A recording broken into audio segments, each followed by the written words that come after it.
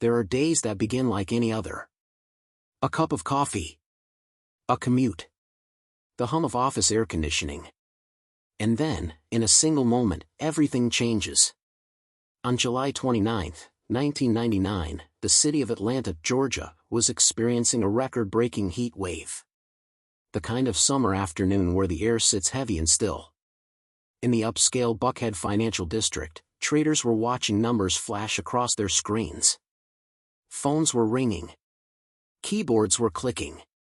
Nobody was afraid. Nobody had any reason to be. Then a familiar face appeared in the doorway. Someone they recognized. Someone who used to sit at the same desks, stare at the same charts, and share the same quiet frustrations of the market. But he wasn't there to trade. He was there to collect a debt he believed the world owed him. And before that afternoon was over, 9 people would be dead. What investigators would discover in the hours that followed was even more devastating. The violence hadn't started at the office. It had started at home. 3 days earlier. With a hammer. And the people he claimed to love most. This is the story of Mark Orrin Barton. A chemist turned day trader. A husband and father. And, beneath all of that, a man carrying decades of buried rage. On July 27 through July 29, 1999, Barton committed what would become one of the most shocking mass killing events in American history. 12 people lost their lives. 13 more were wounded. And an entire nation was forced to confront an uncomfortable question. How does someone who appears completely ordinary become capable of something this catastrophic? The Barton case didn't just make headlines. It changed the way the United States thought about workplace violence, financial stress, and the warning signs that go undetected until it's too late. To understand what happened in Atlanta that summer, you have to go back much further. Back to a childhood shaped by displacement and discipline. Back to a marriage that ended in blood. And back to a trading screen that slowly turned green into red. Before we talk about what Mark Barton did, we have to talk about who he did it to. Because behind every name in this case is a life that deserved far more than the end it received. Lee Ann Barton was 27 years old. She was Mark's second wife, 14 years younger than him. By all accounts, she was warm, trusting, and devoted to her family. She had built a life with a man she believed in a home she thought was safe. She had no way of knowing the dangers sleeping beside her. Matthew Barton was 11 years old. He was bright and active, the kind of kid who made a room feel more alive just by being in it. He was preparing to start a new school year. He had no idea his father had already decided he wouldn't see it. Michelle Barton was 8 years old. A little girl in every sense of the word. Full of energy, full of possibility. She had done nothing wrong. She had no enemies. She had simply been born into the wrong family. At Momentum Securities, the victims included Edward Quinn, 58 years old. A seasoned professional. A man who had spent decades building his career. Kevin Dial, 36. A father with years still ahead of him. Russell Brown, 42. A trader who arrived at work that morning like any other Thursday. Scott Webb, just 30 years old. One of the youngest in the office. At Altec Investment Group, 5 more people died. Alan Tenbaum, 48. Dean Diawala, 52. Joseph Desert, 60. Jamshed Havs, 45. And Vadawati Muralidhara, 44. Some were immigrants who had built new lives in America. Some were parents. Some were just starting to find their footing. All of them went to work on a Thursday afternoon with no idea it would be their last. And then there were the survivors. Kathy Camp, an administrative assistant, was shot multiple times. She survived. But she would never see again. 13 people were wounded in total. Each one carrying the weight of that afternoon for the rest of their lives. The killing began quietly. In the middle of the night. Inside a family home in Stockbridge, Georgia. On July 27, 1999, while his household was asleep, Mark Barton made a decision. He picked up a hammer. And he walked into the room where his wife lay sleeping. Lee never regained consciousness. She was struck with such force and such precision that she likely felt nothing. Her body was left in the bedroom closet. The next morning, the children woke up. Matthew and Michelle had no reason to be alarmed. Their father was there. Their home looked the same. And then, one by one, Mark ended their lives with the same weapon. Their bodies were placed face down in the family bathtub. Investigators would later determine that this positioning was deliberate. Mark wanted to be certain. He wanted to be sure. After killing his entire family, Mark Barton did not flee. He did not panic. He stayed in that house for 2 days, living alongside the bodies of the people he had murdered. And he wrote letters. Detailed, handwritten notes placed beside each victim. In careful, neat handwriting, he explained his reasoning. He wrote that he was sparing them from the shame of financial ruin. That killing them was an act of kindness. That they were better off this way. The notes revealed something deeply disturbing. This was not a man who had momentarily snapped. This was a man who had thought it through. Who had arrived at murder through a slow, methodical process of self-justification. On the morning of July 29th, at 6:38 a.m., Mark typed one final message. It was addressed to no one in particular. But it explained everything. He blamed the brokerage firms. He blamed the market makers. He blamed everyone except himself. And he announced, in writing, that he was not finished. At approximately 2 o'clock that afternoon, Mark Barton entered the offices of Momentum Securities on Piedmont Road in Atlanta's Buckhead district. He was carrying 2 concealed handguns. A Glock 17 9mm. And a Colt 1911, chambered in .45 caliber. Security footage captured what followed. Mark moved through the office calmly. He spoke to people he recognized. He smiled. He asked to use a private office. And once inside, he opened fire. 4 people were killed in that room. When he was done, he walked out. He got into his minivan. And he drove a short distance to Altec Investment Group. His approach there was different. More deliberate. More personal. He asked to speak privately with 2 managers. And once the door closed behind them, he pulled both weapons and began firing. 5 more people died. Dozens more ran for cover, dove beneath desks, or pressed themselves against walls hoping to survive.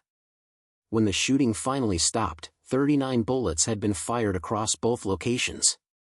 Mark walked out of Altec the same way he had entered. Calmly. Without rushing. And he drove away. The first 911 call came in just after 2 p.m. Within minutes, Atlanta police units were responding to reports of an active shooting at a financial building in Buckhead. What they found when they arrived was chaos. People were running from the building. Some were bleeding. Others were in shock, unable to speak. First responders worked to secure the scene and tend to the wounded. Inside, investigators encountered the full scope of the carnage. 4 bodies at Momentum Securities. 5 more at Altec. 13 survivors with gunshot wounds of varying severity. The description of the shooter circulated quickly. Witnesses were consistent. A white male, middle-aged, carrying 2 handguns. Someone who had been recognized by multiple employees. Someone who was known. It didn't take long for a name to emerge. Mark Barton. A former regular at both firms. A man whose trading account had recently been suspended. Law enforcement began pulling records immediately. They pulled surveillance footage. They pulled financial histories. And they began trying to locate Mark's family. What they found at his home in Stockbridge changed everything. The discovery of Lee and Matthew and Michelle transformed what had initially appeared to be a workplace shooting into something far more complex. Something far more premeditated. This wasn't a man who had simply lost his temper at the office. This was someone who had been planning for days. Every major law enforcement agency in the metro Atlanta area was now involved. The search for Mark Barton became one of the largest manhunts in Georgia history. News helicopters circled overhead. Roadblocks were established across major intersections. The city, already gripped by the heat, was now gripped by fear. As investigators pieced together the timeline, the profile of Mark Barton came into focus. And what they found was a history that raised deeply troubling questions. Mark was born on April 2, 1955, in Stockbridge, Georgia. His father served in the United States Air Force, which meant the family moved frequently during Mark's childhood. A significant portion of his early years was spent overseas, stationed in Germany. Constant relocation. Constant instability. No lasting friendships. No sense of permanent belonging. Those who knew him in those years described him as withdrawn. Emotionally distant. Unusually intelligent, but difficult to reach. When the family eventually settled in Sumter, South Carolina, teachers noted his exceptional aptitude for science and mathematics. His mind was sharp. But his home life was turbulent. Accounts from those close to the family suggested an environment shaped by strict discipline and emotional coldness. Warmth, it seemed, was not readily available in the Barton household. During his teenage years, Mark began using hallucinogenic drugs. What started as experimentation became something more serious. Multiple overdoses followed. Several severe enough to require hospitalization. He was on the edge repeatedly. And repeatedly, he pulled back. In 1979, he graduated from the University of South Carolina with a degree in chemistry. That same year, he married his first wife, Deborah Spivey. They had 2 children together, Matthew and Michelle. For a time, the life he was building looked stable. He had professional employment, a family, and the outward appearance of a man who had moved past his troubled youth. But the cracks were already there. On September 5, 1993, during a camping trip to Lake Weiss, Alabama, Deborah Spivey Barton and her mother, Eloise Spivey, were found dead at their campsite. Both had been beaten with extreme force. The weapon was never conclusively identified. Mark told investigators he had been away from the campsite when the attack occurred. He was immediately considered the primary suspect. Investigators believed the evidence pointed directly at him. But what they had was circumstantial.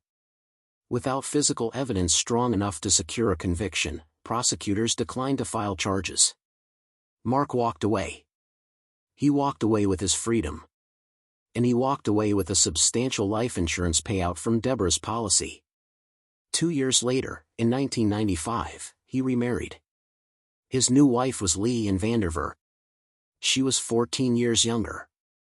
They settled in Stockbridge, Georgia. They welcomed her children, Matthew and Michelle, into their blended household.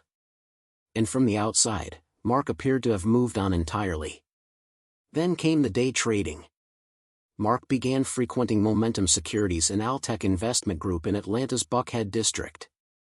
Day trading promised the possibility of rapid profits for those willing to study the market carefully. For someone with Mark's analytical background, it seemed like a natural fit. Initially, he found modest success. He was known at both firms as a quiet, focused presence. Someone who would study charts for hours without speaking. But the market is indifferent. And between May and July of 1999, Mark's losses mounted steadily. Approximately $15,000 disappeared across a series of increasingly desperate trades. His account at Momentum Securities was eventually suspended due to insufficient funds. That cancellation, investigators later concluded, was the final trigger. It wasn't just the money. It was the humiliation. It was the collapse of the identity he had spent years constructing. The letters Mark left behind were perhaps the most revealing element of the entire case. They were written clearly, carefully, without emotional disruption. They read, in many ways, like a business memo. Not the writing of someone in crisis. The writing of someone who had already made peace with their decision. In one letter, he described killing his family as an act of love. He believed he was removing them from a situation they would not be able to endure. He framed it as mercy.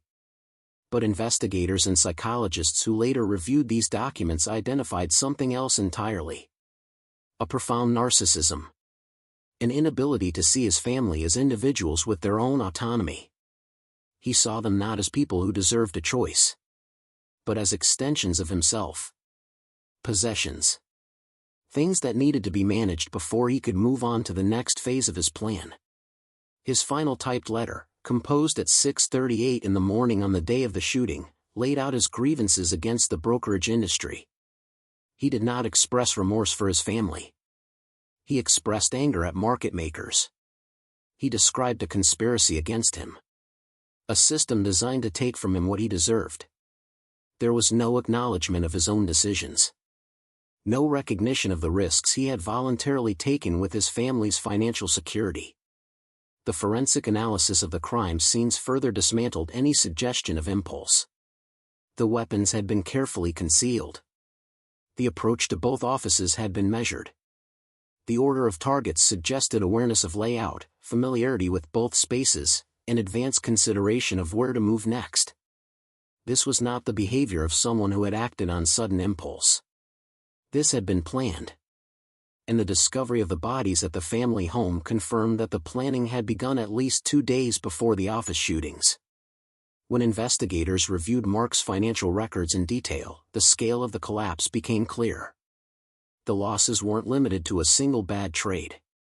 They represented weeks of cascading decisions, each one more desperate than the last. The suspension of his account had been the visible end of a much longer unraveling. And at some point during those final weeks, Mark Barton had stopped trying to find a way forward. And had started planning a way out. For everyone. There would be no trial for Mark Orrin Barton. The manhunt that consumed Atlanta for hours on July 29 ended at a gas station in Acworth, Georgia, approximately 30 miles north of the city. It was around 6:30 in the evening. A green minivan pulled up to the pumps. Law enforcement units had been tracking the vehicle for hours. As officers moved to converge on the location, Mark Barton made his final decision. He placed one of his own weapons against his head. And he pulled the trigger. The manhunt was over. But for the victims' families, something far more difficult was just beginning. The absence of a trial meant no formal accountability. No courtroom confrontation. No verdict read aloud. No moment of legal closure.